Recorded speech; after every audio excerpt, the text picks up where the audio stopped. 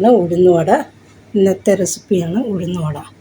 നിങ്ങളുണ്ടാക്കി നോക്കണം കേട്ടോ. നല്ല ടേസ്റ്റോട് കൂടിയുള്ള തട്ടുകടയിലെ ഉഴുന്നുവടയാണ്. ഉണ്ടാക്കി നോക്കണം കേട്ടോ.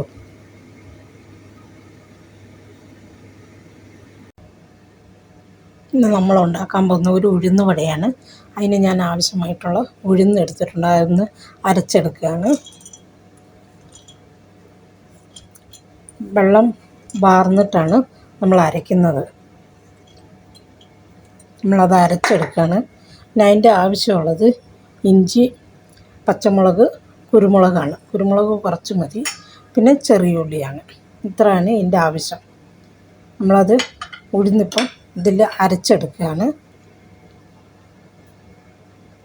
ഇതാണ് നമ്മൾ അരച്ചെടുത്തിരിക്കുന്നത്. ഈ പരുവത്തിൽ വേണം അരച്ചെടുക്കാൻ. വെള്ളം ചേർക്കാതെ അരച്ചെടുക്കുകയാണ്. ഇനി ഒരു പാത്രത്തിലോട്ടാക്കുക.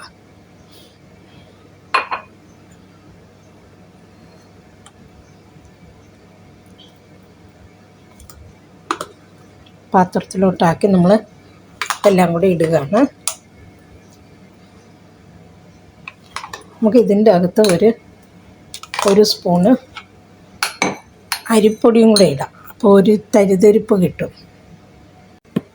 ഒരു സ്പൂണ്, ഒരു അര സ്പൂൺ മതി. നമുക്ക് ഒരു തരിതരിപ്പ് കിട്ടാൻ എത്ര.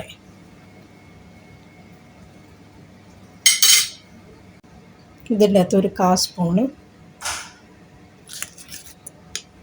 സ്പൂണ് സോഡാപ്പൊടിയും കൂടി ഇടുകയാണ്.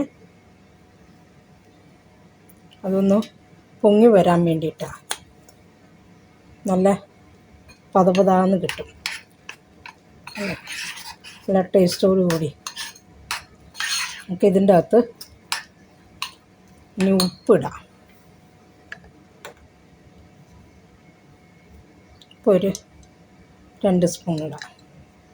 എന്നിട്ട് ഉപ്പ് നോക്കിയിട്ട് നമുക്കിടാം. നമ്മൾ ഉള്ളി ഇടുകയാണ്. ഉള്ളി ഒത്തിരി വേണ്ട, കുറച്ച് മതി.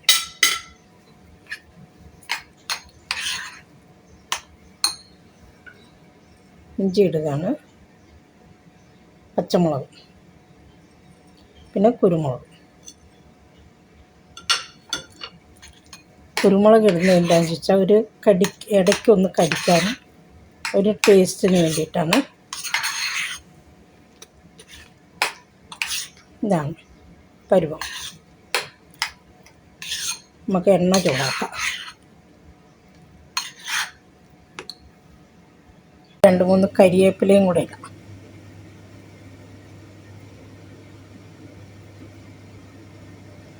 എണ്ണ ഒഴിക്കുകയാണ്.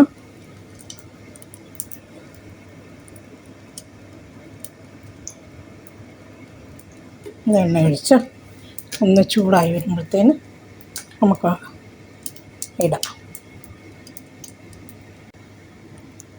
നമ്മൾ മാവ് എടുത്തിട്ടുണ്ട്. ഇതൊക്കെ എടുത്തൊക്കെ ഇട്ട് നമ്മൾ ഇടുകയാണ്.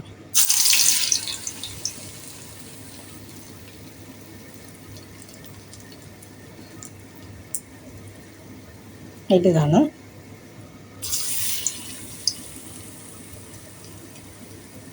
ഒത്തിരി വലുതാക്കണ്ട. നമ്മളിപ്പം വീട്ടിൽ ഉണ്ടാക്കുന്നതല്ലേ.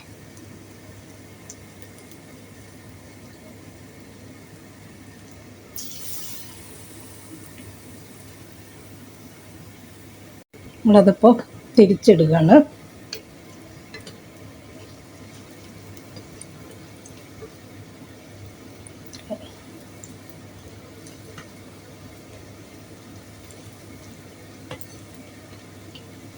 നമ്മൾ ടേസ്റ്റോട് കൂടിയുള്ള ഉഴുന്നുവടയാണ് നമ്മളുണ്ടാക്കുന്നത്.